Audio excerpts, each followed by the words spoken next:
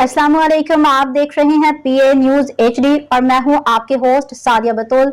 शामिल करते हैं आज की अहम खबरें। इस्लामाबाद मुल्क भर में शदीद गर्मी की लहर बरकरार है। दर्जा हरारत 50 डिग्री के करीब पहुंच गया।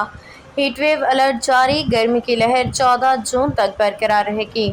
झुलसा देने वाली गर्मी में गर्म लू के थपेड़े। मंगल को भी मुल्क भर में सूरज सवानीसे पे रहा। सबसे ज्यादा गर्मी भक्कर में पड़ी, जहां दर्जा हरारत 49.5 डिग्री रिकॉर्ड किया गया।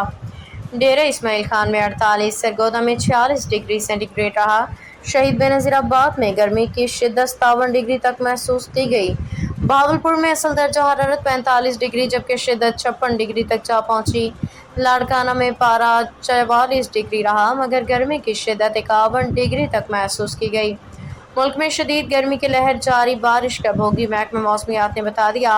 दीगर शहरों में भी गर्मी ने शहरियों का खूब इम्तिहान लिया। लाहौर सीबी में दर्जा हरारत 46, फैसलाबाद में 45, मुल्तान में 44, इस्लामाबाद और पेशावर में पारा 43.5, मुजफ्फराबाद में 40.5 डिग्री जा पहुँचे और कराची कोयटा में 33.5 डिग्री की गर्मी ने शहरियों को हलकान किए रखा।